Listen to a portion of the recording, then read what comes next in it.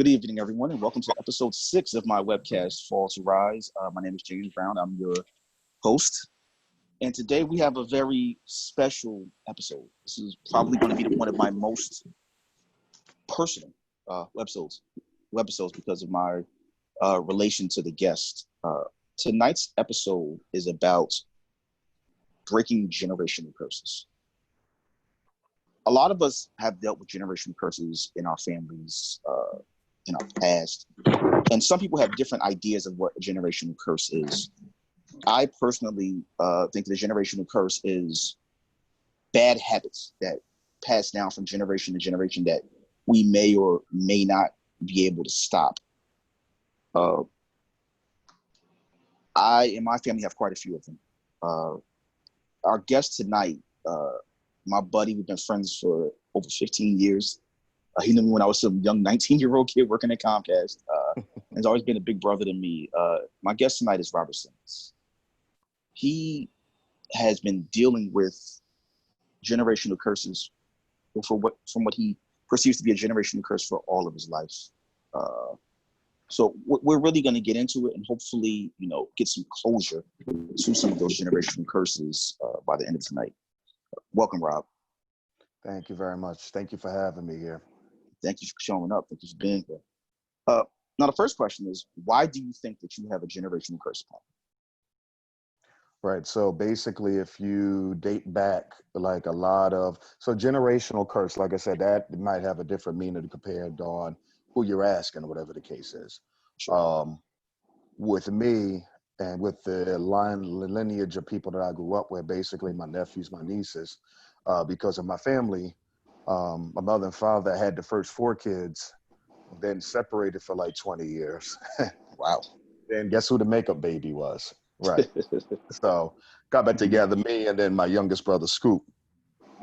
So basically a lot of my siblings is old enough, and a lot of people was mistaken for being like my parents, like my mother and my father, etc. But there is a lot that I see from their generation that passed down to ours. Now that's when you can get into maybe the conversations between what's scientific or medical and what's maybe spiritual. I've seen it from both. Kind of been almost pushed out of the sibling lineage for the more the spiritual, I guess. I guess we'll talk about that. Yeah, definitely. What generational curses do you feel afflict you and your family? Okay, so like I said, like once again, like that gets to medical as well as spiritual. Really just depends on which world you follow more or which one you want to believe in general. Mental health is to me, a very overlooked issue that goes on in our world right now. It's one of the things, when, if, whatever I get up to a certain status, I really want to kind of like push. But, when you go to the doctors and if you have these type of issues, they'll let you know. There's some things that might be going on with you that's hereditary. And that's basically what's been kind of plaguing my life for the longest. And a couple of those things, most people that know me personally, they know that I have I was diagnosed many years ago with bipolar 2 disorder. But that disorder started beginning a long time before I even knew what the hell was going on. And what ways do you feel that it showed itself, the bipolar disorder? Sure. So when I went to the actual psychiatrist, and trust me, like I have information, I got a little backstory to that leads up to that point. Sure. She was basically letting me know that I have a combination of anxiety and depression. Anybody that goes through those things should know like those are two polar opposites. So that's like the worst things you can have a combination of, you know what I mean? And just for anybody that don't know, depression is basically when you get real down, get real sad about things. Sometimes it comes along and there's not even a reason. I've had those episodes where, you know what I mean? And thank God it's been a long time since those things have happened. But, you'll have those type of episodes where, out of nowhere. Sometimes it doesn't even have to do with anything going on bad. And I've had those situations where everything was great, just had a great night out with the girlfriend at the time, whatever. and then all of a sudden, like, you're just emotional, you're boo-hooing, you're crying like somebody just, hit your dog with a car outside, and you don't even know why. Now, anxiety is the total opposite. It's kind of like where you're so anxious, you got this energy, it's almost like you're expecting something to happen. And that was a lot of case with me. And anybody knows me, no, I don't scare easily. But there's been times when, anxiety kicked over and can't let myself out the house, can't let myself out the room of where I'm at, can't let myself out the apartment. It's just kind of like, or you're just thinking something's going to happen. You can't really sit still. That's why I really don't sit still. That's why a lot of my closest friends tell me go sit my ass down somewhere. Because a lot of times I've gotten in trouble just because I didn't sit still. I just had to get up and go, and things happen. Well, so that's where those things come from. Do you feel, or from based on what you know, do these mental health issues or these types of mental health issues run in your family? Right. So we want to go back to my mother. Okay. My mother is a lean, freckle-faced herring, Izzy Busy.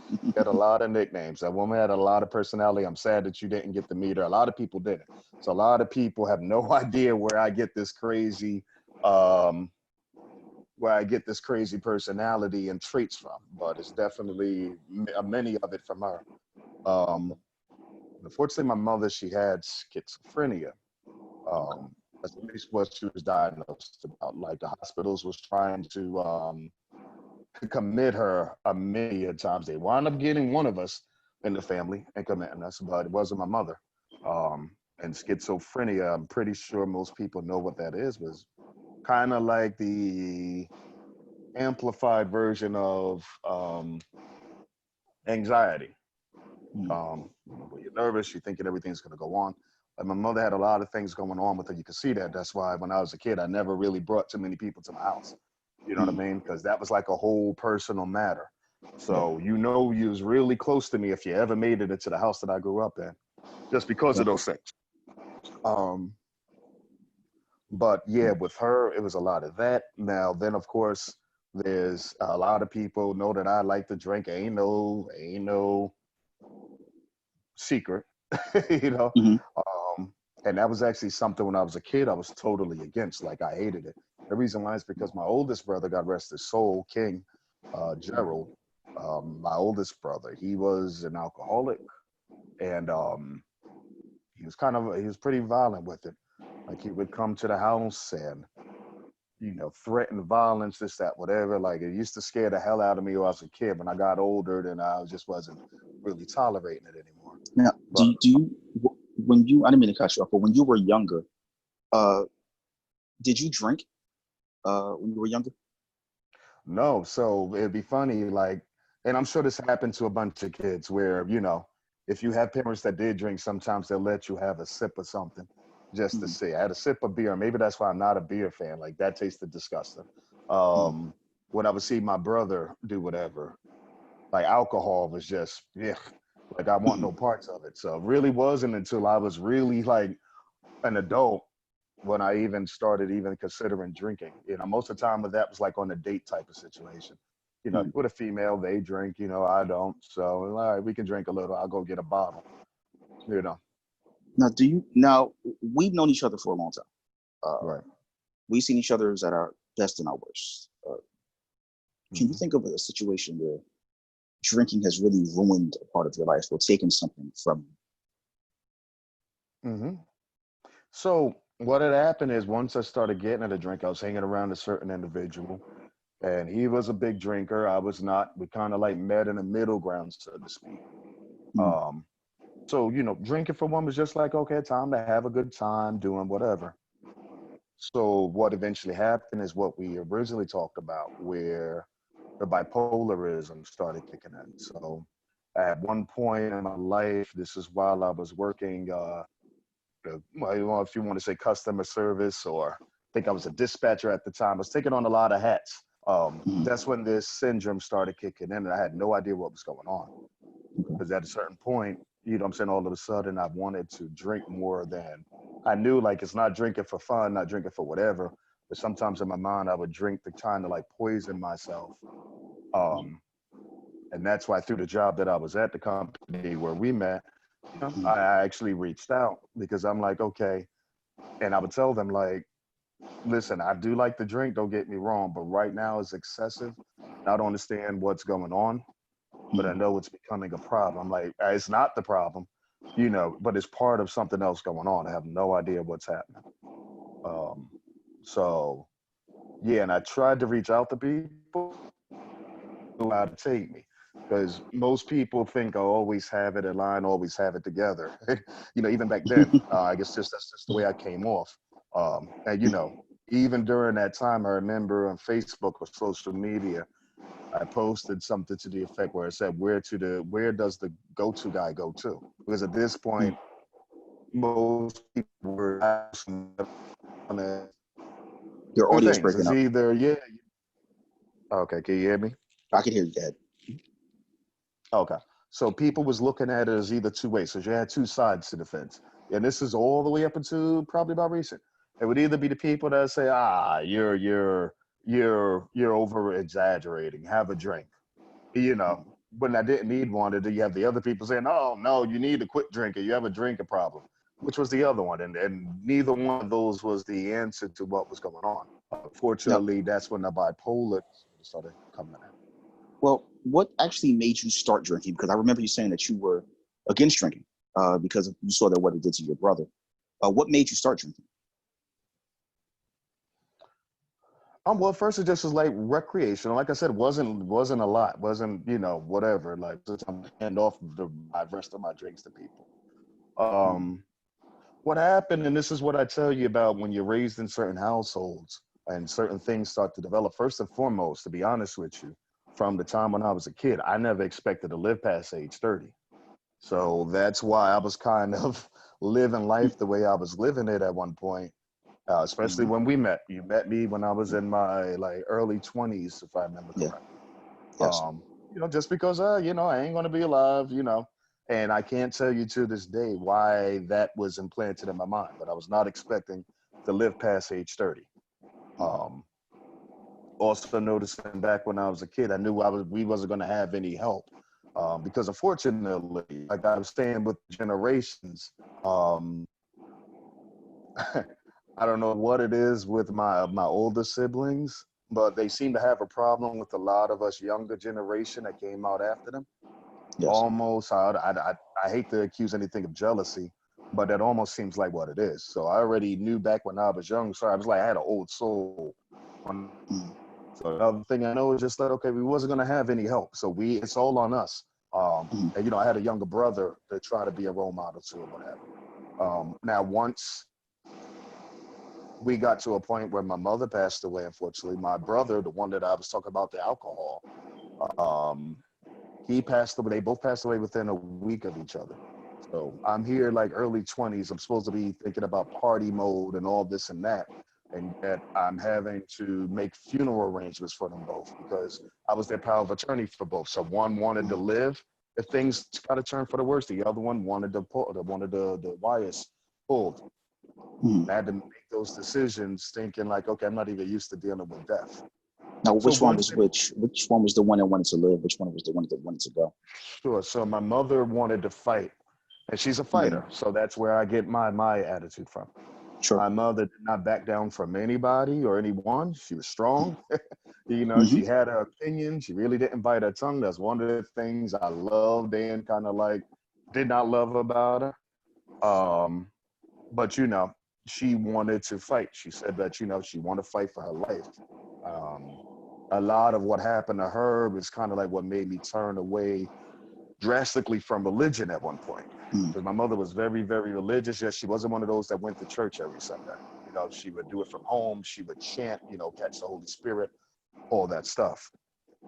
Mm. Um, so basically, she wanted to fight for it. My youngest brother, excuse me, my oldest brother that passed away, King. Um, he said, look, I don't want to suffer. If I'm going the wrong way, just pull the plug. Mm. And I did have to sit there and watch him in the state that he was in and tell me that my mother fought to the very end. Unfortunately, I wasn't there at the time when she did pass away, but they tried Mm. several times to resuscitate her. And to me, that wasn't fair because I remember the last time I went to see my mother and she was scared. Mm. She was scared. She was saying, and she told me, Robert, I'm scared. You know, I don't know what's going on. I'm like, my mother's not scared of anything. Mm-hmm. You know what I mean?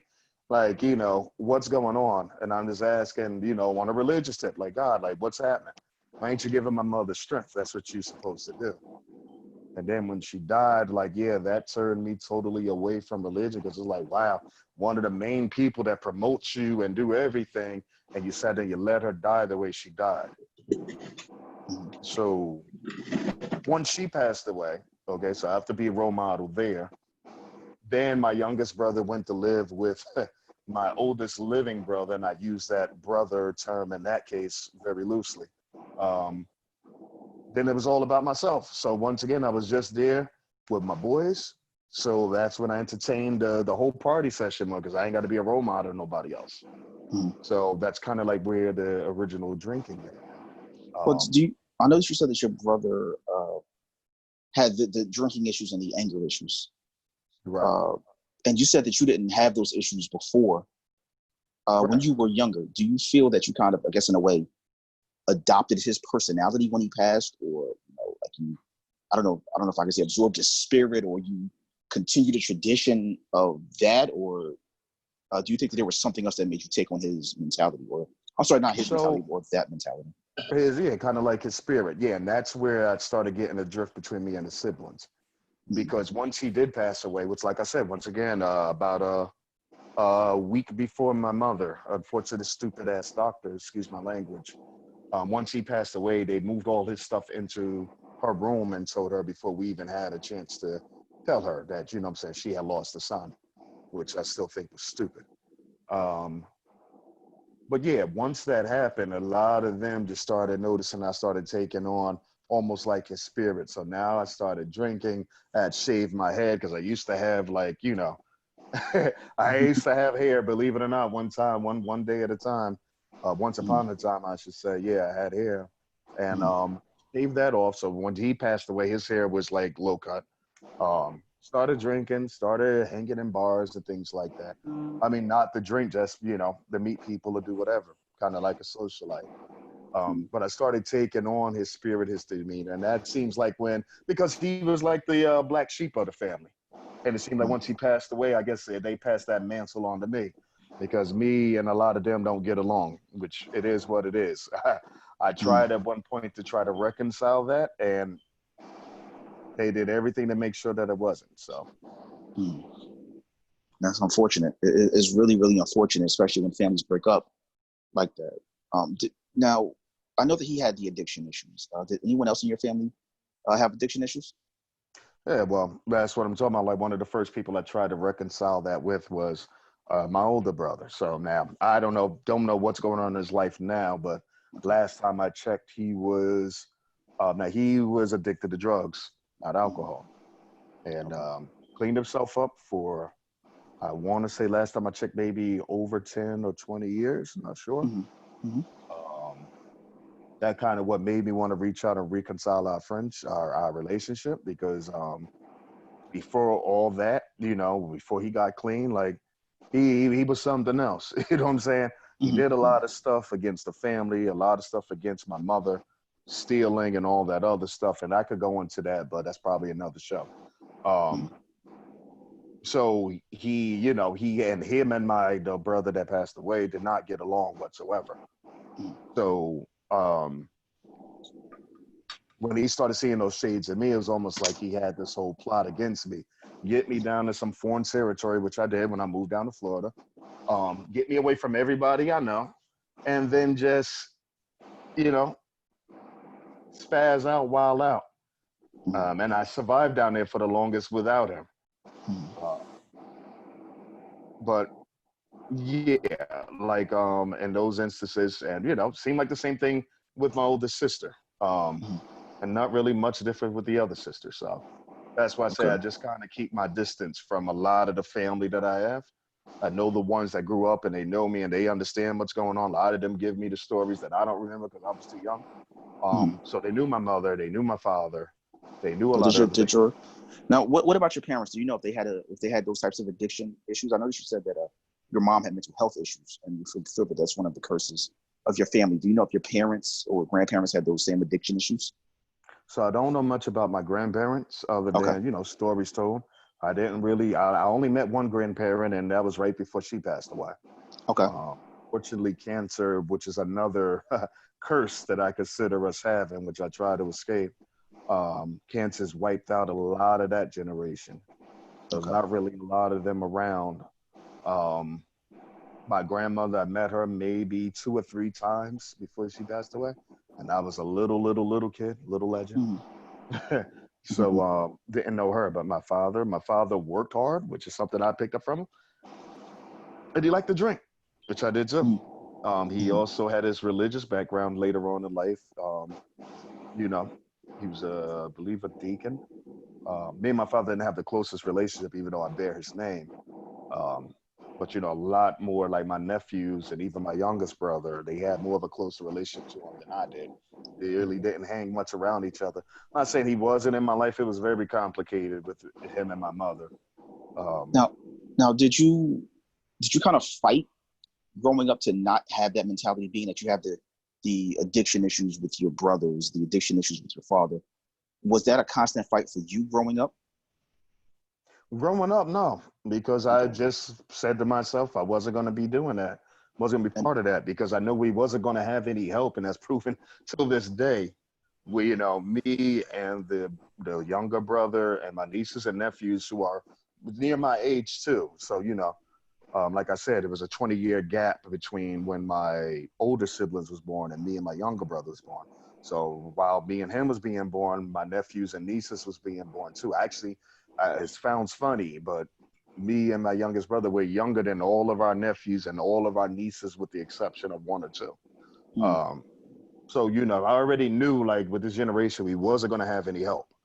mm, I saw that as a kid, just with the way things was going on. Not mm, even saying that it was purposely, but I just knew, yeah, we're going to be in it on our own. So I just kind of tried to travel the straight and narrow. But whenever you have those things that keep your balance and they're taken away from you, then it's like, what are you balancing for? yeah. So once my mother passed away, my father and most of my nephews, nieces, and siblings, they moved out of state. My youngest brother, who was the main reason I was trying to be a good role model, once he moved in with the other quote unquote brother, once again I use that term loosely, and I had nobody to worry about but me. So at Mm, this point, I was like, oh, you know what? Let's party a little. yeah. And so it's kind of like you went down the same path as a lot of your older relatives. This one I've seen firsthand. Again, Rob, we've been friends for years. Joe has Right. also known you for quite a while. I can remember a day that I I knew that something was wrong. I didn't really know too much about your family history with the addiction, but you'll probably remember this day. We were supposed to go to a wrestling event, and I told you that I would pick you up at 3 o'clock. You Mhm. texted me, said that you wouldn't be ready until 3:30, and at the time I knew that you were struggling, just emotionally, mentally. You were struggling with the dependencies, and I said, "Dude, I'm just gonna, I'll come and get you." You sent me a text at about 3 o'clock and said the door's unlocked. I'm upstairs. So me, I'm thinking the worst. That's because that's not normal for you to have said. And I remember that when I went up there, you were on the couch passed out with 2 drinks in your hands. And do you remember what you said to me? No, remind me. You said, I tried. I tried. I'm sorry, I tried. And I didn't know what you were talking about at that time, but then I realized that you didn't want to drink at that point. It was almost it was almost as if you were compelled to drink, and when I asked you how long you had been drinking, you said since the day before. And you were really, it's almost as if you were trying to not drink that entire day, but something within you was just compelling you to drink. And I'm happy that you kind of come out on the other side of that. I really am. But you weren't just fighting your own demons. You were fighting your families because again, this addiction runs in your family. you know think about DMX is your cousin, and DMX has had some well-known addiction issues. So Right, right. it's it, like I said, in my opinion, a family curse is something that's passed down. You were kind of past that addictive gene down from your father, from your older brother. And, you know, I know it's a fight every day. I know it is. You know, you got to keep fighting. You have to keep fighting. You know, sometimes our family passes things down to us that aren't that good. And in certain ways, it feels natural for us to do these destructive things. There's a term that I often use on the show. It's a slow motion suicide.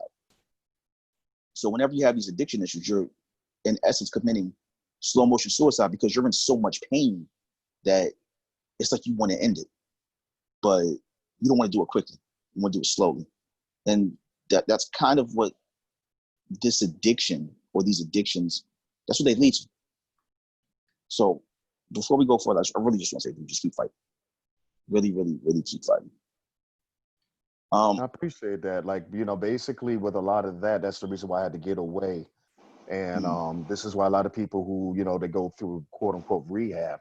This is why they go away to these far out places or whatever. That's the reason why I moved out of Jersey. Jersey was all that I knew. And I wasn't getting any peace. Because you had a lot of people that were still trying to enable, you know, the drinking, trying to enable more stuff, trying to push drugs and all this stuff. You know, that defeats the purpose. And this is the reason why you have to sometimes get yourself from a toxic environment. And that's what I did in Florida. I did not want to come back until all that was reflected and taken care of. Which if you remember, I'm sorry. If you remember, we had a little bit of a falling out over that because I wasn't too happy with you at that time. If you remember, you called me. You just said, "Hey, dude, I'm on my way to Florida." I said, "Why?" "I'm moving." "When?" "Now." So I was not too happy with you, but I understood why you had to do it. I get it. I completely. And I had to kind of like come back the same way too, without anybody knowing. And that's just because, you know, some people don't know what you might be going through inside. So a lot of people will try to say, don't leave Legend. You'll be all right. You'll be fine. You fight the good fight. But sometimes it just sounds cool because you don't want to lose somebody that's close to you. But sometimes that person has to get away from all that. And that was basically what was going on at the time. I needed to get away from everything that I knew because I was going crazy. I was literally going crazy. You know, my last day up in the job that me and you both used to work at. And, you know, just went crazy, just snapped. And I tried to go to people then and tell them, look, I don't know what's going on, but something's going on in here. And it's beyond anything that I'm drinking or otherwise. I wasn't doing anything else but drinking it. But like I said, the bipolar 2 disorder is something that's very serious, and a lot of people, they take as a joke. So it wasn't until I got to the last job I had before I left Jersey, when I went to the HR person and she talked to me because at that point, it was a pattern with me just like disappearing for days, locking myself in a room, not having any communications, like my communications would just shut down. And unfortunately, that's one of the things that happens. You drink, of course, but you know, I would drink a whole, I don't know what, and wouldn't even be drunk. And I would drink it like straight, and it would just be, you know, your whole system would just like kind of shut down. And she understood. She said she had studied this in college. I know it's Angela, but she started naming stuff. Like it almost got me into tears because I'm like, okay, somebody finally knows what the hell is going on because I don't, and nobody else around me seems to. So when I went to the doctors and did everything, you know, that's when I was diagnosed with the bipolar 2 disorder. And to me, the best option to get away from all that was to leave because I had no peace staying up here in Jersey, no matter what was going on at the time. Now, for those that don't know what bipolar 2 disorder, because I don't completely understand it, we actually do have a resident expert here, Jewel. I hope I didn't put you on the spot. Are you able to explain what bipolar 2 disorder is? Yeah, I wouldn't call myself an expert, but I am a licensed marriage and family therapist. But I mean, what is your name again? Because your screen says Legend, but what's your name? Yeah, Legend, Rob, whichever one. Okay, Rob. I didn't want to call you by the wrong name. But as Rob was alluding to, I mean, there's different forms of bipolar, and you know, you get the manic episodes and you get different episodes that affect your mood and energy, and there's 3 different types that affect it. And it's, I mean, there's statistics stuff. It is hereditary, and usually a life stressor of some sort kind of like gives the psychotic break. So you don't always see it, but they always talk about like chemical imbalance and brain chemistry within it. And so it's hard with a lot of mental health disorders like that, as far as you're more susceptible when someone in your family has it, which is why they'll go through the history questions as far as, has anyone in your family ever had these things? And especially with like bipolar, schizophrenia, multiple personality disorders, because some mental health disorders can look a lot like others based on symptoms of DSM-5, but that's why they'll ask as far as like, is there a family history? Because more often than not, if you have a family member who was diagnosed bipolar or schizophrenia, that's where, more likely that's where it's at, versus just like a mood disorder or ADHD, which looks different with behaviors. But the difficulty with all mental health is there's so many different factors, right? You have brain chemistry, you have psychological, you have environment factors, and it's not cut across the board. So it's going to look different in different people. But like what Rob's saying, like you have the highs and you have the lows, and it can be extreme and it can be rapid. And you don't always know when the onset is coming, which is why most times they want to manage it with medication to reduce those things. Oh, thank you. Yeah. Now, Rob, I was around when you had one of your episodes. We both lost someone that we were close to, Mama Tina. For those of you that don't know, Mama Tina was someone that we worked with at Comcast that died suddenly, that Rob saw as a motherly figure after his mother passed. And I remember that after she passed away, I saw a change in Rob. Rob decided to take a week off of work, and he secluded himself into his home for a week. No phone calls, no cable, nothing. He completely just locked himself away. And we were worried for him because we didn't know what was going on. Rob, do you think that was the beginning of your bipolar 2 depression, or that trigger? So that was a trigger at the time, because what you gotta understand is that me and Mama Tina obviously was like a mama to all of us. And it had been a while since I had seen her. Yes. So, and this is when I was staying in an apartment where for some reason they had things screwed up with the local electric company. So they were turning my electricity off and on like somebody was playing with the lights, regardless of whatever. So one of these days, it was like the day before her birthday. Her birthday was basically right around mine. And I didn't have electricity to charge up my phone to text her and say happy birthday, but I wanted to do that. So I wind up just showing up over there at her place. And I'll never forget, she opened the door and like instantly began like almost crying in tears of joy. And we had a good time. We called our friend, Elantra, over. And then the next morning I get a call from Elantra, and she says, Mama Tina passed away. I'm like, what do you mean? Like, I just saw her.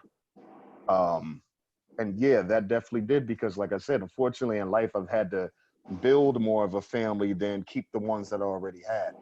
Just because, like I said, of the way they carry on, they're not good. A lot of my siblings for my mental health issues. So, Mama Tina is one of those I could always go to. And yeah, after she passed away, like, well, damn, I done lost 2 mamas in this world now. So yeah, I definitely did shut down. And you do remember that was one of those, like, just didn't care. Didn't care about grooming, didn't care about whatever. Like, I was really going crazy at that point. So it's like, wow, what happened?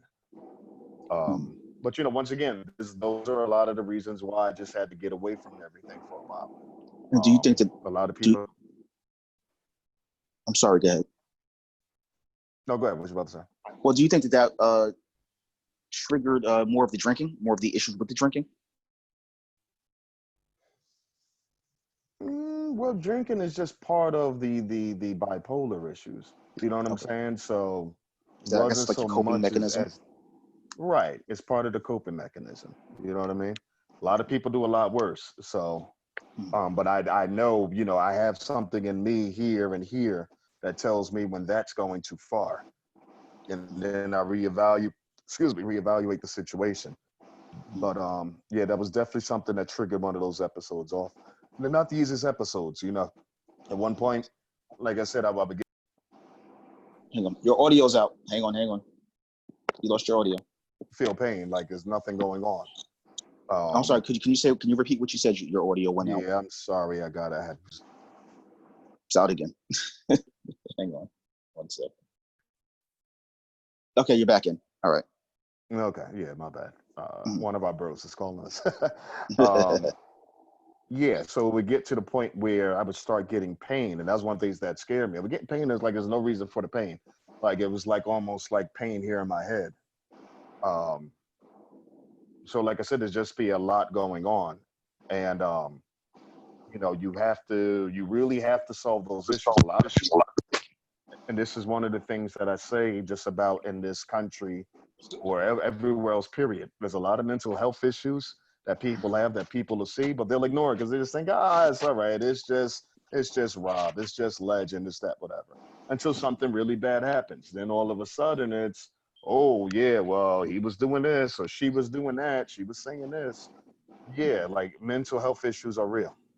It's not just with Yeah. kids who act up in school. No, there's adults, that's going through things too. And when you start seeing these signs, you need to get help before it gets too late. Yeah, I get it. Now, you mentioned earlier that you had a fear of turning 30, or you didn't plan to turn 30. Right. Can you explain why? I wish I could. As a kid, something was put in my head. I don't know if maybe it was the older crowd that I was dealing with when I was a kid. I really, to this day, cannot remember why, but for some reason in my head, I was not supposed to live past 30. And once I got to the age of 30, I started having a real breakdown about that. That's when this really started kicking into gear. Mm. Mm. Well, hey, you passed it, so that's always a big plus. You beat the odds. You definitely beat the odds in terms of that. Now, Thank you. you say that I know that you've had the mental health issues. Your mom had the mental health issues. The mental health issues run throughout your family, as well as the addiction issues. How have you managed them? How have you tried to break that trend or break that chain yourself? Yeah, so first and foremost, like I said, I had to get out the toxic environment that I was in. Mm. And that was, despite there was a few people that was definitely had my best interest in mind, there were a Mm-hmm. lot of people around who didn't. Yeah. A lot of people you look up and down in my Facebook pictures and, oh, yeah, he used to roll with him. He used to roll with her. And, oh, I'm surprised they get married again. They were like extremely toxic. Mm-hmm. So that's when the point, and like I said, like even yourself, you wasn't happy with me getting away, but that's what I had to do. Mm-hmm. And ironically, when I moved away, I went for months without even wanting a drink, wanting anything else. I was just focused on me and getting better. Sure. So that's why I'm glad that I've actually beat that. So now if I'm picking up a drink, it's because, hey, I want a drink. It's the festivities. Oh, it's a dead day. So let me go, and I take care of my business first. Then out of that, yeah, let me have a sip. So this is when now you have the toxic people come in. And this is why I also stay away from the people who come and make what's a small thing into a big issue as well. Because what a lot of people don't understand, and that's what happened with me while I was in Florida, person's not thinking about, their old vices like drinking or smoking or popping pills or addicted to sex, whatever your fix is. And when some people come and just keep messing with you and picking with you about the thing, you start to think after a while, like, wow, it's been a while. Mm-hmm. So that's the reason why I stay away from a lot of people who want to start like, picking and whatever, because that can lead you into a very bad circle, because now you're being rebellious, and I've had rebels run in my family too. So I don't want to be around somebody that's going to make me into that rebellious state of trying to prove a point that I don't even want to prove. Yeah. It's almost as if sometimes you have to act like you don't want to be that person, even though deep down you may want to. Right, or sometimes it's vice versa. You are that person at the moment, but it's really deep down the person you don't want to be. Mm-hmm. So sometimes you have to search down and find the reasons why not to be that person, or you have to succumb to the darkness. That's just how I see it. That could kind of explain why you're an actor. I mean, right. You're an actor, you're a singer. That could be why. It could be natural because you're just doing what you do in your normal life. But that was another reason too. always wanted to be careful. I've told a few people this recently. I told a few people this before. I'm kind of glad that I never hit like true success young going into what I was going to get into, because trust me, bro, I wouldn't be alive right now. I'd be dead, or to the community dead. I'd probably be locked up somewhere. So in a way, the story of how I've gone through life right now, I'm kind of glad for it, because it could have been a lot worse, especially looking back at family history. Yeah. I mean, so far you're beating the odds right now. You are. Thanks. Considering that a lot of your family, some of them succumbed to the mental health. Some of them succumbed to the addiction. And unfortunately, all of us, we all have generational issues. We all have issues that we have to worry about that our parents did or our siblings did. And like we said, it's a fight every day to not do that. It's a fight every day. Even if I'm pretty sure you take a drink and say, you have to be very careful to say, okay, let me not be like my brother. Let me not be like my father. Let me not be like those other relatives. And that's you're not alone in that fight, bro. You're not. There's a lot of people that are fighting the same exact fight that you're fighting right now. And if it's not that one, they're fighting others. Right. So, No, and I understand that. And I know a lot of people be watching, so you know what I mean? I try to be story. You're breaking up. I'm sorry, can you hear me? I can hear you now, yeah. Okay. Yeah, so I try. I know people watch my move, not even seem like I'm important like that or trying to be on some egotistical shit. But I know there's a lot of people that watch, so I try to make those moves and try to be it in a positive manner. Okay. That's why, like right now, I have some of the best circle of friends and family around me that I've ever had. I love it.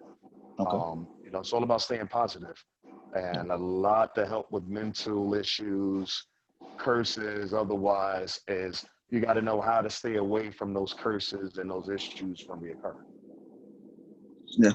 Now, how do you think what do you use to stay away from those curses? Your perceived family curses. How do you fight them every day? How do you make sure that you don't succumb to those family curses? Well, first and foremost, I stay away from the jackasses that make me, start to get into those things. So that's the reason why I can be I can be the friendliest guy in the world. I can also be the most standoffish, or just like don't want to be bothered. That's how your brother was. That's how your brother was. Right. So right. So, at the end of the day, my brother, he was a survivor. And that's one of the main things when he passed away, I felt like I took on. Survival skills. So, in all different manners, whether it's the mental health issues, whether it's money, I can stretch $5 for 2 weeks. I've had to go through that before. So you know what I'm saying? Like, he was a survivor, and that's one of the main things. So I don't like to be defeated by anything. So that's why I keep myself in a good place, keep myself around a good environment, good situation. So I tell people, if you're working a job and you're not happy with the job, that being happy is just as important as the money that you're bringing home. Because that can drive you to a dark place. So I think we can all attest to that. Exactly. Exactly. So, that's why I say you got to be in a happy place. You got to keep yourself in a happy place.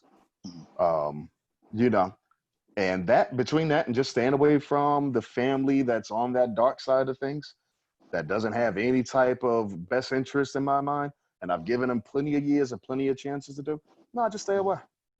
I stay away. I hate singing it, because I think a lot of people, when I speak about family, they be mixing up between the ones I do get along with and who's been loved and, cherished, and who's always had my back throughout the years, with the ones that's like the siblings, or just the one. And when I say siblings, let me make sure, because there might be some of my like half brothers and sisters listening to this. Just want to make sure they're not included on this. I don't really know them all that well. I know them to a degree, but we've never gotten a chance. And my nephew, Habib Malik Star, he was actually shocked when I told him recently, I wouldn't mind trying to get to know them. I'm surprised to hear you say that. I'm like, yeah, well, it's not something that I haven't felt all the way, but if they're going to be the same ones like the ones they grew up with, that's my full-blooded siblings. Like, I have no interest in getting to know them. Well, how do you handle it if they have a lot of the same similarities as, or those curses, as we call them, as your siblings that you grew up with? How would you handle that? Well, either I can try to talk to them about ways of curing that, or I just stay away. I No. remember, once again, they're in the eighth bracket with the siblings, so they're older than Yeah. me. A lot Mhm. of people that's older than us, they're not going to take too kind. Somebody is walking in and trying to give them some advice, whatever. They don't live their life. So, Mhm. once again, if that's it, then all peace to them, love them. You just can't be around each other. And that's just with people in general. That's not just with family. You know, Mhm. a lot of women that I come across would love for us to have a great relationship. But if I see that you're bringing some type of toxic situations that maybe they Mhm. don't even see as big, but I do, okay, Mhm. then I'd rather just walk away. You know what I mean? Mhm. I'd rather keep a friend than create an enemy. Mhm. Well, what advice would you give to someone that may feel that they're dealing with these curses? Because I mean, you mentioned a few. You have the mental health issues with the bipolar 2 depression, the anxiety, the addiction issues, the issues with your family. What advice would you give to someone that's dealing with that? Yeah, so first and foremost, don't ignore them. Okay. And that's what happens a lot. And that's why a lot of people find themselves in a very screwed up situation Okay. because they ignore them, or people angst on the bad Mhm. things that come with those type of things. Don't ignore them. You know your signs. You know what makes you happy. You know what doesn't, or you know when you're doing things where you normally wouldn't do. So Mhm. those are things that you need to pay attention to. Now, once you recognize those things, then you need to get help. Help might be a doctor's. Help might just be just getting away from the situation. Like I went to doctors. I went to the day before I snapped at Comcast. Um, people don't understand. I was actually seeing a psychiatrist and whatever at the time because I just had no idea what the hell was going on. The psychiatrist was no help. The one that I saw before I went out on leave. This was years later. So that's why Mhm. I'm saying why people don't understand how it could be a slow burn. Mhm. Because when this thing first started, I think I was just turning 30 at the time. Mhm. Um, and things that happened there, it was years later when I actually wind up going to see the right doctor and they diagnosing exactly what's going on. Mhm. And that's what I like to tell people. You can see signs, and sometimes people need help. They just don't know how to ask because they don't even know that they need help. Mhm. Um, that's the whole thing with it. You have to learn how to escape those type of things that you're going through. And like I Sure. said, sometimes doctors, I don't agree with the whole medication thing. Excuse me. Mhm. If you have to, that's fine. That should never be a long-term process because that's no different than drinking your troubles away. Mhm. Sometimes you have to get away from the situation, from the environment. That's what I did, and I think it's changed my life ever since. Mhm. So, you have to also make sure that you have people around you that have the best interest for you. Because not everybody that says they're your friend is your friend. And I Yeah. learned that very, very clearly. Some people enjoy watching you suffer because it makes them feel Yeah. better about their pathetic ass situation. Yeah. Yeah. I agree. I agree. Well, I don't want to end the show on a downer because you actually have some good news. You, again, I've known you for 15 years. You've always been like a big brother to me. Thank you. I've seen you at your best and your worst. A lot Right. of the stories in your life I was there for. When you lost your father, I was next to you when you got the call. When Right. you had your issues at Comcast, we were usually sitting right next to each other. Actually, Joe Yep. and I too. Joe has been there for a lot of your issues. You Exactly. know, there were times that I literally feared for your life, and we've spoken about it before. And I Right. think that you were fighting, I guess, demons of your past or your families, and you've made it through. And I know it's a fight every day, and it's going to be a fight every day. For anyone that's fighting these generational curses, it's going to be a fight every single day. Right. So get help. There's nothing wrong with getting help. There's nothing wrong with saying this curse stops with me. You don't have to succumb Right. to what your family has always done. There's so many things, even in my own family, that I was expected to do because everyone in the family did it. It's okay to just say, I'm done. I'm done. I can't do this anymore. We can't live this way anymore. You were fortunate because you're stopping that now. Your brother Gerald, he was continuing that. Your older brother was continuing that. Some of your other relatives were continuing that, and you've made the decision to stop it. Right. I know it's going to be a fight for you every day. I know it's still times that you feel like you're slipping back into that lifestyle that your, I guess you can call them ancestors or your older relatives are a part of. And I know it's hard, but Right. you've made it through. Well, but you got to keep fighting. You have to keep fighting. And I'm a big believer of good things come to those who wait, because you've been fighting and there's been some light at the end of your tunnel. You're actually working on some pretty big things right now that I'm very happy for. I'm very proud of. I'm probably happier than you are, but I'm very, very happy. Thank you. Can you go into them? A couple of the things that you're working on right now? Sure, definitely. Thank you for that. Well, first of all, I have a stage play coming up, Christian production from Hollywood Entertainment, Hollywood, HOLLIWARD, called Love Under Contract. I play a pretty big part. It's a very great stage play because it's simple, it's to the point. Have some great actors and actresses involved, great production. That is actually going to be streaming live. Believe it or not, on pay-per-view. I'm going to be on pay-per-view. I thought when I'd actually be on pay-per-view, I'd be wrestling somewhere, but I'm actually going to be on pay-per-view for this. You know, due to the pandemic, it actually kind of like pushed us out. So I do believe the date is August 15th. I'm a part of the evening show. So there's going to be a matinee show, and then there's going to be an evening show as well. I encourage you to check both out. I have some great actors and actresses involved. I have information for that soon, so I'll be posting up. My Instagram is Legend Damian Simmons, DAMION, so all one word. Also, and this is what I'm glad that we can finally be a part of. Yeah, man. So we actually have a podcast coming out, webcast, podcast. I don't know what the difference is. I guess one of you going to see us. Called The Extreme Truth. Because like I posted in some of the things I just put out there, kind of tired of being quiet about a lot of things. We all have stories to tell. So me and yourself will be a part of that podcast. Also, James Icon Grant. He will also be a part of Connection Entertainment, as well as DJ Just D, Damian Barganier. He'll also be a part of that. So yeah, and we're just gonna sit down, just like real people talking, like, you know, screw the politics, screw whatever. These are real life people, a lot of people that all of y'all know. And we're going to be discussing a range of topic of different things or whatever. You know, just from the heart, just telling the truth about things. You know, what's with being the politically correct. Now, I got to be more careful than probably the rest because of the projects that I'm lined up with. You know what I mean?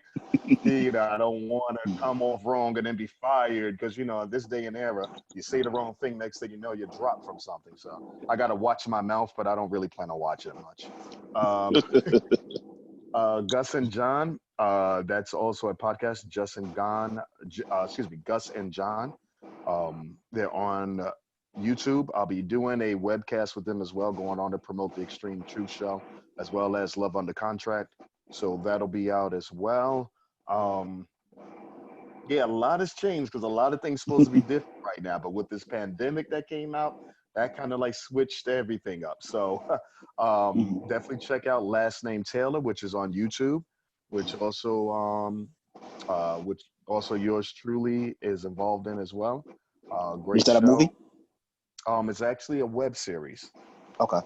Yep. So Like an action or a drama, comedy. yeah, shout out to King Curtis. It's actually a crime drama. Okay. Believe it or not. So yeah, pretty cool, pretty down to earth. I can't wait for us to start hopefully shooting more episodes of that coming soon. You know, shouts out to the Law family. Y'all already know. Law life for life. Shouts out to Connection period.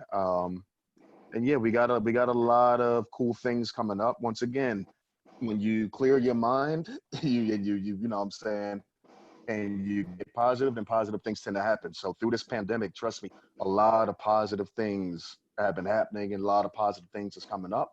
So I can't wait to share that with everybody. So a lot of people that's rolled with me all this time, y'all can actually see what I'm actually made of. I got some things in store. Trust me, just stay tuned. Yeah, the Extreme Truth Podcast. Trust me, that's definitely going to be one of the main things that you want to tune into. We got something for y'all. Okay. All right. Well, with every show, I'm going to open it up for questions and comments.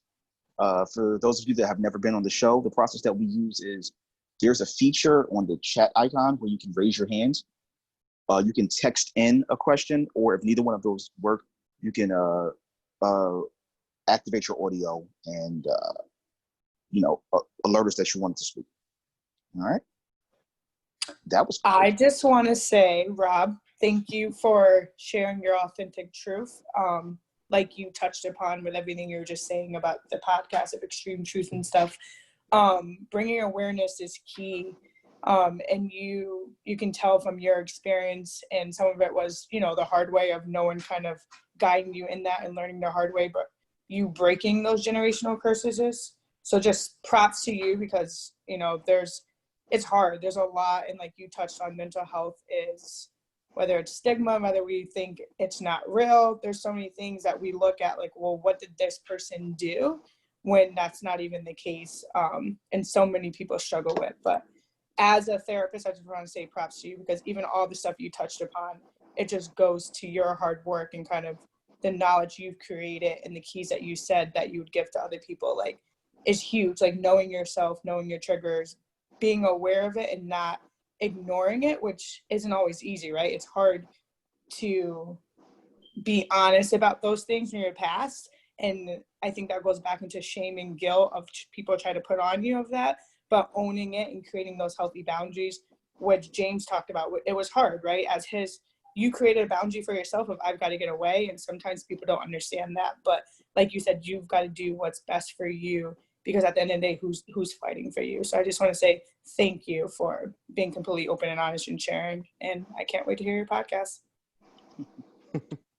Thank you, Jewel. I appreciate that. And yeah, trust me, it is hard. So I'm happy to hear somebody, especially in your type of position and in life, giving thanks on that. I'm not a role model for too much of anything, but about, raising awareness for mental health.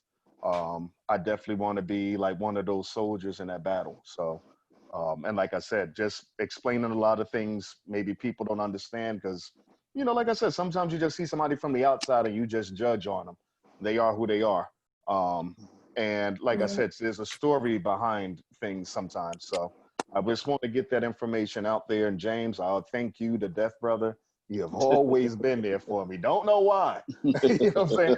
Other than you really being family, you know what I mean? And that's why I say family doesn't always have to have the same DNA, but you've always been there for me. You've seen the highs and the lows. I'm sure you'll see a lot of other things to come, because I don't plan on dying anything. So, well, what a difference. Yeah, thank you. I really appreciate it, but what a difference. You went from expecting to be dead at 30 to now looking forward to living your life. That's breaking a curse in and of itself. Yeah. So, definitely. Joe, I know that we missed you the first time. Go ahead, Joe. I know you have a question. Sorry, I don't know why for some reason my raise hand option is not on. I don't know if it's the version I have going on, but Big Brother Rob, man, I really appreciate the authenticity, man, and my prayers are going to stay with you, man, as you continue to go through your journey. I just was curious to see if you had, or if you thought of any encouragement that you would have given your younger self as you went through all the things that you shared with us. Thanks, big brother Joe. Always love seeing you, bro. You know what I mean? But yeah, we usually miss each other. I'm glad I caught you the last. I don't even know if it was the last time you was up here. That was definitely a pleasure seeing you. I know you made a lot of changes yourself. You know what I mean? And to me, I didn't even see that you really need to make any changes. But that's why I say how sometimes looking from the outside in, it could be two different stories going on. Encouragement is just, you want to be happy. First of all, you have to think about yourself. A lot of people think being with somebody or having a certain amount of money is going to make you happy, and it's going to just take away all the problems and struggles you're going through. And that's not.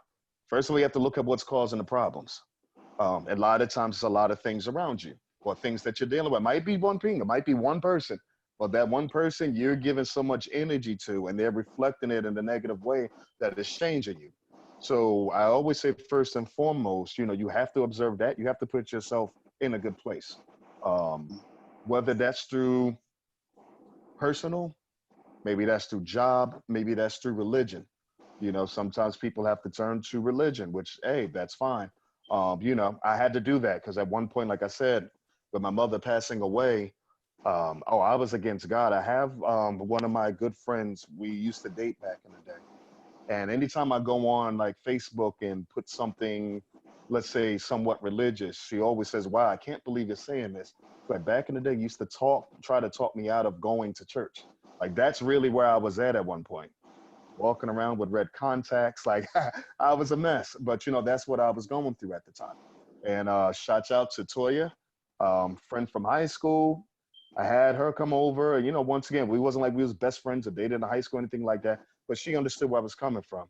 And she really helped me in that one night to just get myself straight. And that's why I say, like, you know, sometimes when it comes to religion, some people come from the outside and they think you got to be a certain way. No, I've gotten myself right, you know, religious wise with my creator, with who I pray to. So we're good. You know what I mean? I know I'm not perfect, you know, and that's accepted. I'm not, nobody walking this earth is perfect. It's like I always tell about when you're dating somebody, you're not going to find a perfect person, but what you can find is somebody perfect for you, you know? So you got to find the perfect situation for yourself and do what you got to do. That's not the easiest thing sometimes. Sometimes it might take a while, but you know, you want to see yourself happy, you know what I mean? So you got to do what you got to do. Did anybody have another question before I started reading the comments? I have some questions. Okay, Hey, I Tamina. have like two. The first one, hey, how are you? I came in a little late, but I do appreciate your transparency. Thank you so much. The first question is, do you talk to or open up to your family about mental health? And how did you start that conversation? For me, like, mental health is kind of taboo in my family, so I don't really want to open up to them as much as I probably should, because they may be going through similar generational curses that I may be going through. So how is that in your life? Thanks for the question. Appreciate it. So first and foremost, you want to go to somebody that you can actually confide in. And like I said, this was the problem with myself. So when I was going through these things and I was going through the relatives, the siblings that just had no best interest for me. And like I said, even to the point I moved out of state with each of them. And things could have been a heck of a lot worse, but I already knew what I was going to go through. Now, nowadays, I talk to my nephew, you know, Habib Malik Star, where we grew up, we call each other twins. It's like Arnold Schwarzenegger, Dan DeVito. We look nothing alike, maybe a little bit in the face, but just the way we move and we always go, because we were born like 2 weeks apart, so we're kind of like 2 weeks apart from each other. So he's someone I've always been able to go and talk to. Wafu Malik Star, Kazi, like those are my nephews, but we grew up like brothers. So they were always ones that I go and I could talk to because they know the background. So they know my mother and my father. They were closer to my father than I was. So they know where a lot of these issues and everything come from. So I always say confide in the one that you know you can confide in, because just from experience, and hopefully it's not every family, but you already know there's some family members that just do not have the best interest in. They rather find something to gossip about. That's not helping your situations any. So with those situations, like I said, you should always try to look for someone that you've been able to confide in or can confide in, or who would understand. Maybe they're going through the same things. A lot of them are going through the same things that you might be going through, especially if you're close to, like, you know, relationship wise, and they just don't know how to express it or who to talk to. You know, it's not always about somebody's actions. Sometimes you should see is why they're performing those actions, you know? So I would always say that. I would say definitely do be careful of who you share certain things with when you open up, because if you go to the wrong person and they come back at you wrong, it's probably going to trigger a lot of negative effects. And this is talking from personal experience. Okay, I have another question for you. Are you ready? Okay. I'm ready. Give it to me, guys. So I'm a teacher and I'm trying to think about how I can make sure I speak life into my Black boys. So what advice would you give Black boys during this time, like culturally, and also who may be experiencing mental health issues? That's a loaded question. Good question. So first and foremost, I would always tell young, you know, I would tell young Black brothers that when they see all this hate that's going on right now, hate is taught. You're not born with it. You know, a lot of people think because you're born into a certain family and that's the tradition that they've passed on, you have to go through that too. And you don't. I love the circle of different friends that I have of all different types of nationalities, backgrounds, countries. Like, you learn so much, you do so many different things. You don't want to short yourself out on that. And, you know, that's what we have to tell a lot of our young brothers and sisters and just, you know, young kids in general. You know, one of my favorite titles, I got this from an old Kung Fu movie, right? Because I was big into the Kung Fu movies on Saturdays. Uh, was All Men Are Brothers. And I do believe that. You know what I'm saying? We're all under one family. We have different interpretations of the one we pray to, and all different interpretations of how it got to there, but we're all one family. So I would tell them, you know, educate yourself. Because a lot of times we find ourselves in situations, and that's part of the reason why I've been missing from social media up until now. There was so much misinformation once this pandemic shot out. And I watched a friend of mine like really go through it. She scared me to the point I just got off of social media. I'd come up and maybe say happy birthday. You know, you get the notifications. I never even went through all of my happy birthday things. I apologize for anybody listening if I didn't click like or respond. I forgive you. Thank you. I know you know what I mean? But yeah, you have to educate yourself. You have to keep an open mind about things. And just be happy with who you are also. You know, there's so much misinformation out here that'll make you hate you, who you are, or the background you come from, or anything like that. And no, that's not the case whatsoever. Love yourself, learn to love yourself. If you see something inside that you might need to change, then, you know, go about those correct stages to change it.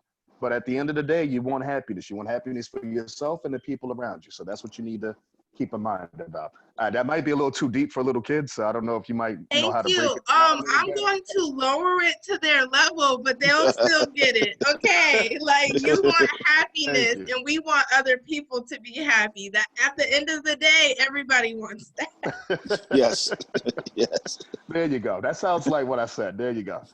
Thank you. I'm getting a lot of comments. Let me just run through them quickly. Let's see. Latia posted, just had a conversation about creating boundaries with my brother. We definitely did not have any growing up. Yeah, boundaries are huge. Derek, it's okay to be selfish in order to maintain your sanity. Yes, I had to learn that. Amen. Absolutely. From Jewel, creating a support system is key, and sometimes it isn't always family because they're in denial, which can trigger an increase in symptoms to you. And Latia posted, sometimes people have no one to confide in. Yaz, Jewel Robinson. Did I get the Yaz right? I don't know how to do it right. Yes. Yeah, okay. Go ahead. Oh, no, it's sad because I know you're saying it wrong. Yeah, that's how you say it wrong. Thank you for correcting me because I couldn't say it properly, you know. You got it. Does anyone have any other questions or comments for Rob? I got a question. Derek. First off, I want to say thank you for being so candid. I know it can be really difficult to be this open with people because I do have a lot of similar situations with you, like a lot of people do. Generational curses are universal for the most part. But my question was, because I'm a huge advocate for saying this. I think I say this on every show.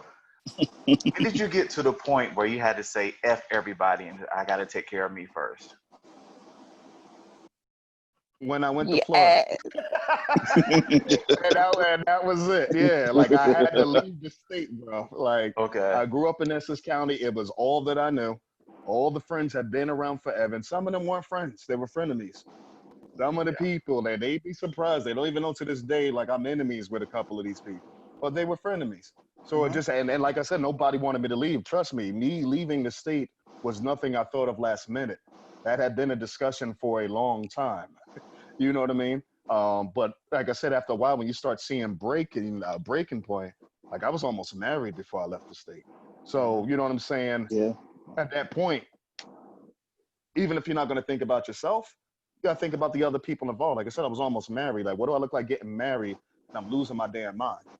You know what I mean? That's not going to work for for me and her. You know what I'm saying? Going down. It's not going to go well for me having a job. And I had like a dream job at the time that I left the state, just got it. Like after all the years, and me and James, we come from the same background. So I finally found this dream job, and I just couldn't handle it mentally just because of all the things going around. So that's when you'll know your breaking point. You just never want to get to the point where you break. You know what I mean? Yes. So, and that point, you have to be selfish. I think Jules said that. Somebody had the comments about that. And yeah, you have to get selfish at one point because nobody might know where you're at. You don't want to get to the point where you do something and then people regretting like, oh, well, yeah, I kind of saw, Derek was acting a certain way. He never seemed to whatever. Yeah, you see the signs. But some people are just going to sit back and watch. Oh, You know what I mean? They're going to sit back and watch. You know what you're going through. Sometimes you might not even be expressing it enough for people to know that you're really going through something. So that's when you have to be selfish.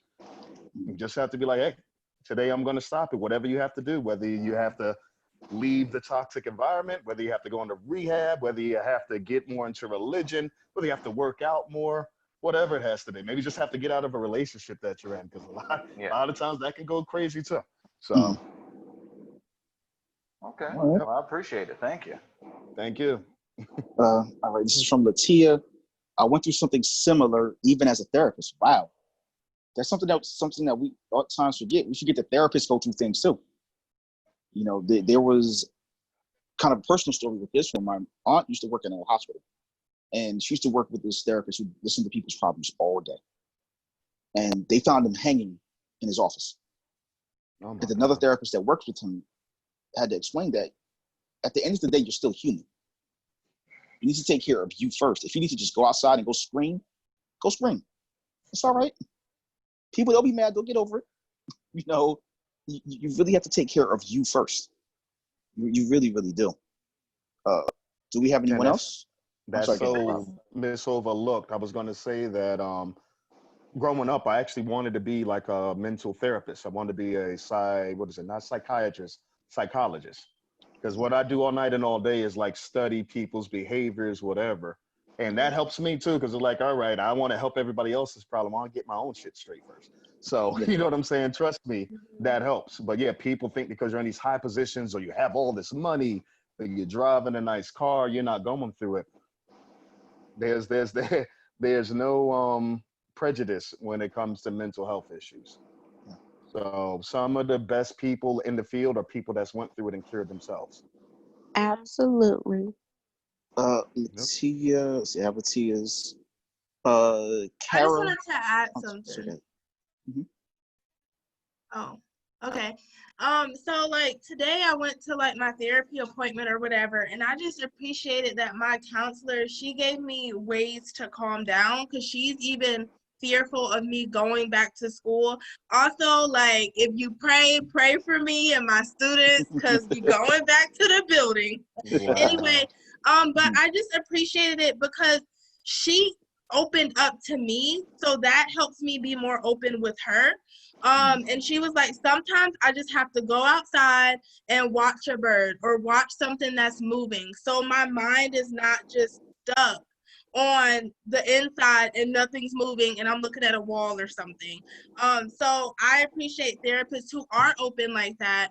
And like she even tells me some of her own triggers. So like if I'm late to an appointment, she's like, make sure you text me or like my thoughts will go crazy. And I'm like, is a therapist supposed to tell me this? But now that I'm thinking about it, they're human too, and she's opening up. And also as it relates to people being your support system outside of family, I literally walked through school as a third grade teacher with depression. And I didn't want to admit it. I got addicted to that feeling. So my coworker, she constantly like asks how I'm doing, and she could tell that my emotions were like going downhill. So she connected me to like the school counselor, which I had knew. So like she saw the sign, she had experienced what I was going through, and she really like pushed me to talk to her. And literally that led me to the counselor I'm with now. And I'm like, I thank her so much because I feel like God just brought her in my life and she saved my life, you know? Like it could have spiraled all the way down. Like y'all know teaching is stressful. Imagine going through the day with all of that on my brain. Like, it was crazy. But yeah, I'll stop there. Well, we've got Well, Kameen, I want to commend you, right? Mhm. I'm sorry, I just want to say I commend you Go ahead. because in your position as a teacher, especially as young as your teacher, you know, a lot of them don't think their teacher ever has a bad day. So that's a very challenging role that you're taking on. I'm glad that you did find your outlet to talk to. That's very important, you know? Like I said, who does the go-to guy go to? Who does the go-to woman, go-to girl go to? So that's kind of like how it's seen in your position. So I'm glad you did found that outlet. Yeah. Well, we have two comments here. They're actually both similar comments. We have a comment from Kara saying, Rob, thank you for your transparency. By sharing your story, you are helping people. And from Joanne, thank you for sharing your story, Rob. Do we have any other questions? Definitely. I'm sorry. Go ahead. Oh, no, I was just saying, yeah, thank you. Like, you know, I definitely appreciate that. I'm hoping this does, you know, help anybody. I definitely want that, you know, somebody to sit down with a few people and help me, including the man that's leading this show right now. So I definitely always believe in passing on the blessing, or, you know, if you're not a religious person, passing on the luck, whatever you want to call it, you know what I mean? Either way, you know what I mean? Just pass on. You got good fortunes given to you. You can help somebody else out in life. So why not? Yeah. Are there any other questions, comments? I don't have a question, but I have one last comment. And I don't want it to go too far. But I challenge us to, I think sometimes when it comes to mental health and the stigma, it's such this negative thing of like, oh, I have a diagnosis. And for me, being part of the system, I always say the system is so messed up, because if we really look at it naturally, these are natural human responses to things, but the system is messed up because it's about making money. So, you know, you have to give a diagnosis for insurance to cover it for someone to get help. But in all actuality, they're natural responses, like feeling stressed, feeling anxious, feeling sad more days than not, whatever it comes from, whether it's I saw trauma, whether it's someone died, or perfect example right now with COVID. It's like these are natural human responses. It's just, unfortunately, we live in a world with broken systems. So we have to put everything to a label. And so we have to label everything to get help, because more and more reactive than preventative. And it kind of goes into what Kamina was saying as far as like, is a therapist supposed to say this? And those make the best therapists, because we're human. We all go through the same things. They may look different. And that's why with each diagnosis and DSM, they look different. And people try to say that. But so often, we try to categorize people. So often I tell my clients, like, because you're here like, oh, I'm depressed, I'm this, and it consumes them, and they think I'm a depressed person. It's like, no, you're a person, and right now you're dealing with this, but this doesn't have to define you or make who you are as a whole. So I just had to briefly say that, because that's like a whole nother conversation in itself. But it's just so interesting, because even more now, because it's so talked about, or even school social emotional intelligence, we're just so quick. We want to give someone a label, and it's just like, these are natural human responses to things. But in order to get help, you have to get a label to get help, which sucks. Absolutely. Joe? I have one last question that the last comment just kind of, my mind just formulated this question. I was just curious, Rob, have you ever heard of, or have you ever researched any type of like holistic approaches to kind of help you with the symptoms that you had? So yes, I have. I look back and forth into holistic. I'm not like completely into it, but yes, definitely have. I try to do that, whether it's mental health, physical health, etc. Like I said, one of the last things you definitely don't want to do is become dependent, you know, on medicines or things like that. That's no different than being a drug addict, you know? So, you know, there's a lot of things naturally that can help you through a lot, whether it's physical, mental, otherwise. So there's a lot more research I got to do about it. Don't get me wrong, bro. But yeah, I have, definitely. And that's something that I encourage.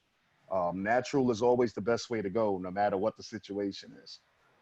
That's just my opinion. I agree with you. Thank you. Yep. So that's my whole take on it. So yeah, definitely.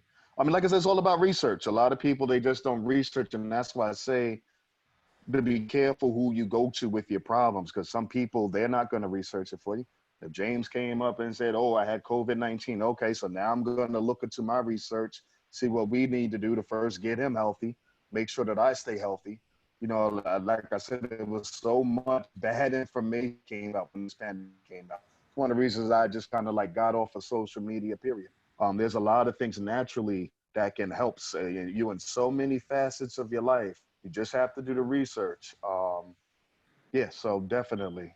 Like I said, naturally, holistically, I always promote that's the way to go. Even if you might have to see the doctor, they put you on some type of medicine at first. That's something you don't want to get used to, because what happens if you run out of medicine or you run out of whatever? Now you're, you know what I'm saying, you're kind of like fiend status, you know what I mean? Because now you're going to snap because you don't have your fix. What's the difference in that and me pouring the damn drink? True. Jewel actually said, to your point, psychologists love pushing medication and it's not always needed. Like Rob said, so many get dependent on it. Every behavior has a function, which means that we do things because we get something out of it. Or the medication causes side effects, which can put you on another medication, which is so true. Yep. That's so true. And then that's what you have to be careful about. You know what I mean? Anytime I go to a doctor for anything, if I'm prescribed a medication, I look up the side effects, I look up the long-term effects. I don't just go to one website and look up everything. Like, you got to really do your you got to do your research. Because some of these things that might help one thing might hurt the other. You know, I see those commercials about those wonder drugs and they out there playing golf and shit and tennis. You know what I mean? And you know, now you can play tennis and you can play golf, but you know, it's probably going to give you, you know, diarrhea and death and headache. And it's going to make you sleep all day. Like, you can't even be up to enjoy the damn drug. That's what I'm saying. So, and there's a lot of those things that you get prescribed at your own doctor's office, whether it's like, you know, a mental physician or, you know, mental therapist or whoever. So you have to do your mind, body, and soul is all one. So one of those is down, it can have an extreme effect on the other two.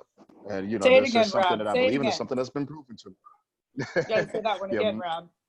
Right, yeah, mind, body, and soul, they all connected. So if one goes down, it can have a drastic effect on the other two. That's why you have to try to keep a balance. And Bones, you know, this is my saying, I always say, gotta Break it have up. balance.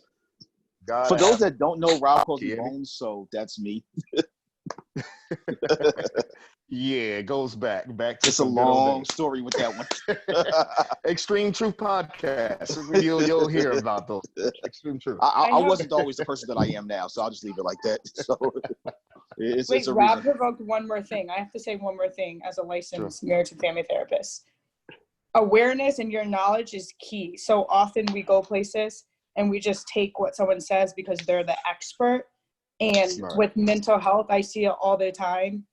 Working for agencies, they're like, oh, we won't take this person unless they're on medication. So they push medications because it's like, oh, well, this is like the prescribed treatment that will help this. And yet, like Rob is saying, like mind, body, soul, but also like medications affect our chemistry and they all look different in different people. And so often the first go-to with any psychiatrist is try this med.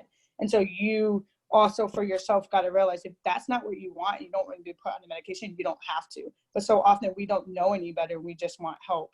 And so we think, oh, they're the expert, they mean well. In reality, they don't always mean well when they're prescribing you all these medications. And that's not to say on the other end, you won't meet good psychiatrists that will understand and they'll put you on something to make you feel better and then help taper you off.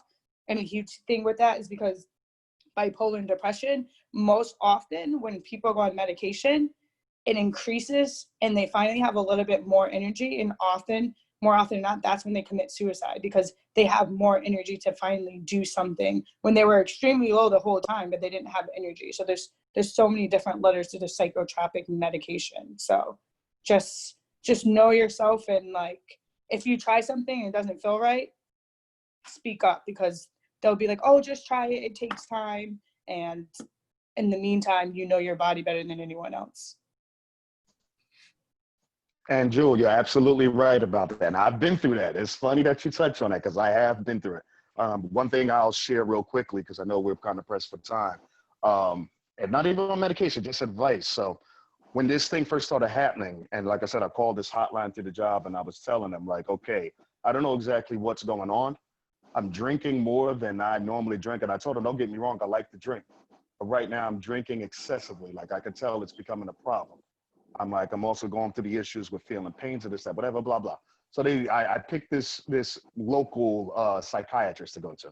A big mistake, right? So I go to her and we're talking about suicide. I think she asked me to ever try to kill myself or where I live.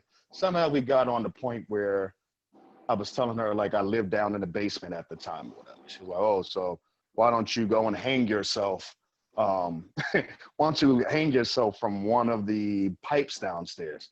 And I tell her, well, actually I did try that. I'm kind of heavy, so I don't want to be half dead and have another fucking bill to pay. You know what I'm saying? So, and she was throwing out these other ideas. And I'm just like, I don't know if that's reverse psychology or not. That's not helping. So I definitely stopped going to her and I went to see another psychiatrist like years later. So you're absolutely right. And I even go through things now. I had an injury that I went down with last year, which to me I call the worst day of my life and the greatest day of my life because everything changed from that day. And you would have doctors that would just try to throw you prescriptions for this, that, whatever. Blood pressure's going all a little crazy, you know, this, that, whatever. Like I had more medicine than most of y'all grandparents at one point. I'm like, well, goddamn, like I don't even feel bad. Like, you know what I'm saying? I'm on crutches other than that. You know, that's why I say, and you're definitely right. You have to be careful because unfortunately you'll run into a lot of these medical situations. Hey, medicine is business like any other. So they're trying to make money. And a lot of these doctors who really don't care about the situation or whatever, they're about the kickback. Write your prescription, get you the hell out the office. That's why I always say go to a doctor, and the doctor or, you know, medical, depending on whatever the situation is, that is just as important as we talked about going to that family member and talking to them about, hey, this is going on, that's going on. You got to be able to confide. You have to let those doctors or therapists or et cetera, you got to let them know everything that's going on. So that way they know how to deal with it. And if they're really genuine in their profession, they're going to get you the right help. You know, I've been with doctors and therapists and things like that where they'll prescribe a medicine, but they don't want you to stay on it. Because they're like, okay, this is not going to be good for long term. That's when you know you got a real one. You know what I'm saying, that you're working with. That doesn't always happen. So you have to be careful. You have to do your research and you just have to really be careful. Just because everybody has a sign on the door saying that they are professional don't mean they're going to act professional with you.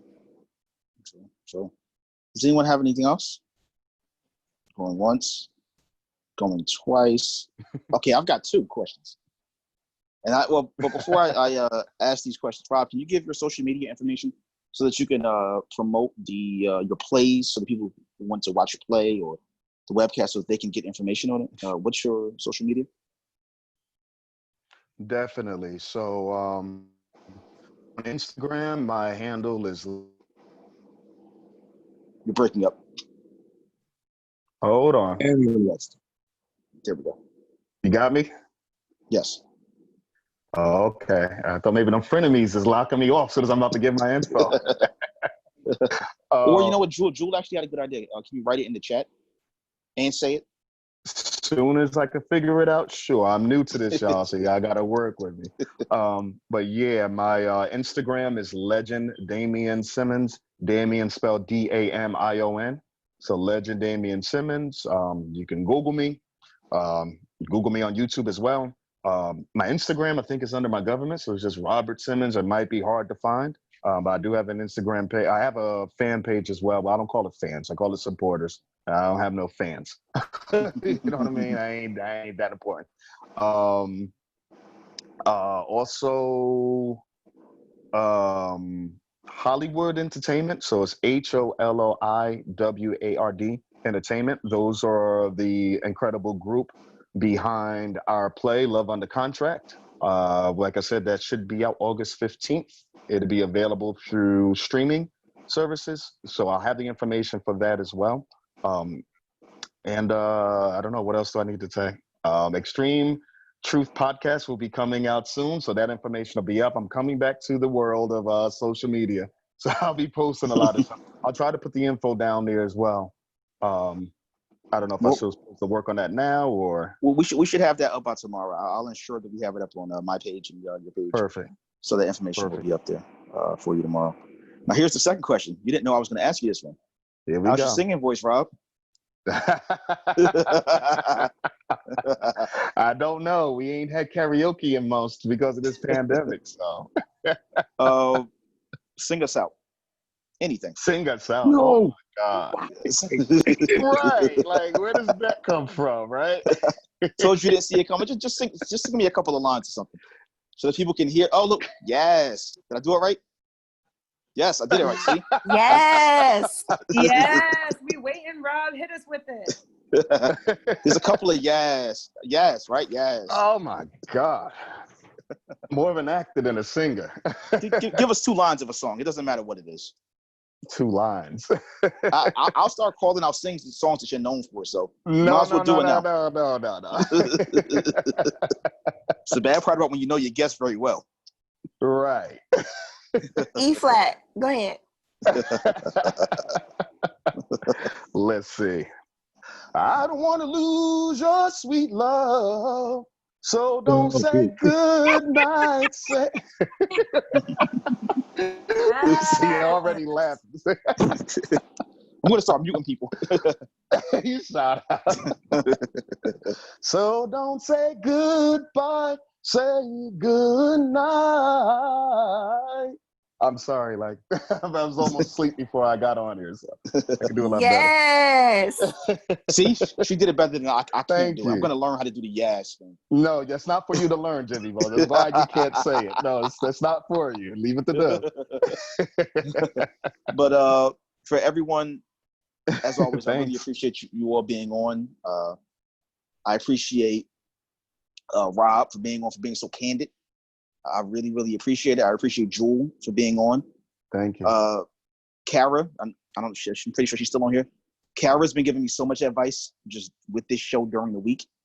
It's been such a huge help for me during the week with this show, more than you guys can ever imagine. So is Derek. So is Joe.